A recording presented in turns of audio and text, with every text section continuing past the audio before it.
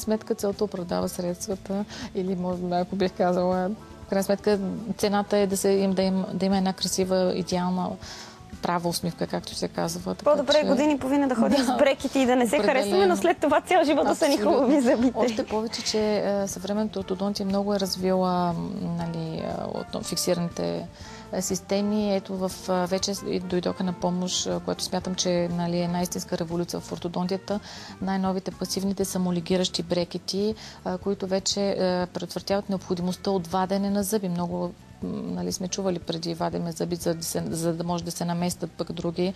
Сега вече категорично са свели до минимализиране вече ваденето на зъби или пък до използването на бърза палатинална експанзия или пък до екстраорални апарати. Категорично тези нови брекети, защото те движат коронката на зъба заедно с корена, използват леки биологични сили, заедно съвместно с лицевата мускултура, правят една перфектна усмивка.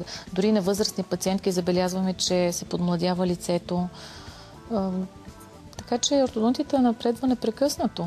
Ето и най-новите също брекети. Това са индивидуални брекети, които се изработват в зависимост от тежестта на зъбночелестната деформация. Взимат се отпечатъци, изпращат се в щатите, чрез специален софтуер се сканира и се изработва 3D виртуален модел, който там нататък вече се прави с индивидуален брекет, с индивидуално високотехнологични дъги и вече пристига в съответната държава, примерно в България, или път си върху зъбките. Всичко е адски прецизно. Добре, това е един крайен индивидуален метод, който е съвсем много са досегашните методи и все пак по някакъв начин пак не са ли били индивидуални за всяка уста, всяка захапка, всеки човек? Не, категорично не. Тук вече всеки брекет си е строго вече прецизен, слага се торка в самия брекет, абсолютно нищо общо.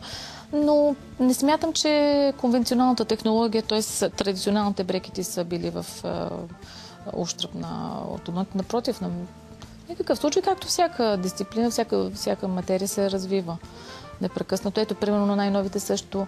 Тя не е толкова нова, но Invisalign, това са тези нощни серийни лайнери, които се сменят, които се поставят върху зъбките. Но пък те от друга страна имат, те наистина са невидими, но имат ограничено използване при по-леки случаи, когато има леки ротации, т.е. леко криви зъби. Но иначе при една кръстосана захапка, която видяхме преди малко, при една, примерно пак казах, прогнатия, т.е. преразвитие на горната челюст и долната челюст, няма как да подейства. Възможно ли е да се сложат брекети не на всички зъби, на горната челюст, на долната или т.е. дори на няколко зъбчета само? Не, брекета като самостоятелно не действа. Иначе могат да се използват сегментната техника, но като самостоятелно залечение на цялостна захапка не може. Тоест трябва на цялата долна? Да, за да направим една захапка, просто трябва и горна и долна челюст да включим, тъй като ако само подредиме горната челюст, в момента, когато се свалят брекетите и дори пациента продължи с едни ретенционни елементи, примерно вакуумирана шина или някаква шина, в момента пък като се махне тази шина след една година и половина пак от пасивния период на лечение, зъба се стреми да си се напасне, да си намери своето място в долната челюст и неминуемо се изкривява. Тоест, опитвали сме се да лекуваме нещо, но не цялото. Да, една челюст просто винаги, в много индивидуални случаи, може когато леки ротации, леко криви зъбки, да, но примерно да се направи една захапка, това е недопустимо и това е грешката, която правят доста така някои от колеги, които са с по-малък опит, примерно лекува се една челюст и след това казват, ние носихме брекет и се върна. Защо се върна резултата? Точно това е. Като няма добро туберкулно-фисурно сключване, няма оптималната захапка, неминуемо ще се върне рано или късно след 3, 4, 5 години. Така. А сложен ли е самият процес на поставяне на брекетите? Не, в никакъв случай. Зъбките трябва да са идеално почистени, с специални лепила, се поставят лепеце, не е това, както някои биха казали, че се правят дупки по зъбите, защото съм чувала и такива термини. Не в никакъв случай. Трябва задължително при брекетите да се знае, че трябва да се спазва перфектна орална хигиена. Това е едно най-важното условие. И каква е тази хигиена? Какви са методите по-специфични за почистване на брекети от това да си измием само зъбите? Да, значи първо, след всяко хранене трябва да се четкат зъбките. За тази цел ние даваме специални несесерчета, в които имаме четка за вкъщи, която е с един улей, за да може горния и долния слой да минават при четкането над и под брекета. С естествено кръговообразни движения или вертикално от венеца към режещия ръб. Друга четка за училище или за работа. Има също интердентални четки, т.е. междузъбни четки за вертикално почистване на пространството между зъбите. Има също конци за брекети. Нали, всеки ортодонт трябва да опише на пациента, т.е. да обясни на пациента по какъв начин, но след всяко хранене трябва да се четкат зъбките. Това е единственото условие за поставяне брекети, иначе в противен случай категорично могат да се напластят една зъбна плака, която в по-късен етап води до развитие до кариес. И оттам идва това, че много често също пациентите чули сме, че брекетите водят до кариес. Не брекетите, не спазването на добра орална хигиена. Тя е която води, а реално тя зависи от самия пациент. Но за тази цел също пък има и едни таблетки, които се продават, които се карат детето след като се измие зъбките да се сдъвче. Естествено, тя съединява се с плаката и докато не се измие примерно този лав цвят, който е върху зъбките, значи все още са мръсни. И категорично отпадат стандартните четки за миене на зъби, който носи брекети. Да. Каква е разликата между брекети и стандартните шини? Шиничките. Ами брекетите по принцип, освен че ако направим така като една таблица, брекетите първо са за постоянно съзъбие, шините са за смесено съзъбие. Може да се използват шини за постоянно съзъбие, т.е. при възрастни пациенти, но когато имаме по-леки деформации, пак казах, леко ротирани или скривени предни или странично някой зъбче, т.е. шините не могат да лекуват тежки деформации, освен в по-малка възраст, преди да сме приключили, т.е. преди, да речем, 15 години, преди пика на пубертета на растежа при момченцата и при момиченцата, защото те се различават.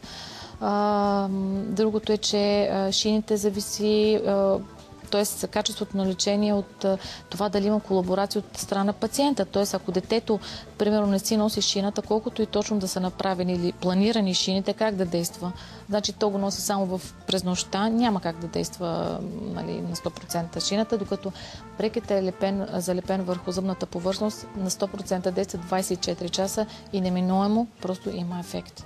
Не може, няма как просто да не стане. Кое от двете е по-болезнено? Носенето на брекети или носенето на шини? Лично аз не бих казала, че има болка и при двете. Но има някакъв, може би, дискомфорт. Дискомфорт има лек, защото, примерно, когато е поставена шината, през нощта тя е действала, има едни еластични вълканца. Когато сутринта детето махне шината, зъбчето се стреми поради тези еластични вълканца да се върне в изходна, в старата позиция. И това движение, първите 1-2 дни, възможно е детето да го обърка, дори не до болка, бих казала, така лек дискомфорт или едно така тръпнене на зъбките, както се изразяват. Но за тази цел пък първите 2-3 дни хубаво е да не се храни с твърди храни, по-кашави храни, примерно пюренца, супички. А след като толкова много навлязаха брекетите, все още някой използва ли носенето на шини? Да, при деца аз лично поддържам носенето на шини при деца при малки, защото стига детето да носи както трябва, няма никакъв проблем. Поддържаме перфектни резултати. Пак казах, всичко определя възрастта. Както за всяко нещо. Да, абсолютно. Брекетите, пак казах, те са изцяло за всички възрасти. Няма възраст. Пак казах, дори препоръчам носенето на брекетите при по-възрастни пациенти, защото повечето 70% са с пародонтални проблеми и за да може да предотвратиме тази травматична захапка, която почти при всеки пациент имаме, ние трябва да сложим брекети, да се уравновеси това напрежение и в крайна сметка зъбките се запазват изцяло. Подобрява се профила, всичко се подобрява, дъвченето време. За финал, съвет от теб към нашите зрители, каква хигиена да спазват? Не, що се касае за хигиената, перфектна, но препоръчам на родителите да водят децата си от ранна възраст профилактично. Просто задължително трябва да се водят, защото има деца, които по някаква причина от страна на родителите или от някаква страна, дори от общия зъболекар, който не е обърнал внимание, идват прекалено късно и тогава се налага вече, примерно, резекции на долни челюсти, заедно с брекетите. Много по-се усложняват нещата. Просто водете родителите по-раничко на ортодонт. Много ти благодаря за това гостуване. Желая ти успех и благодаря още веднъж, че беше моя гостенка. Вие останете с нас.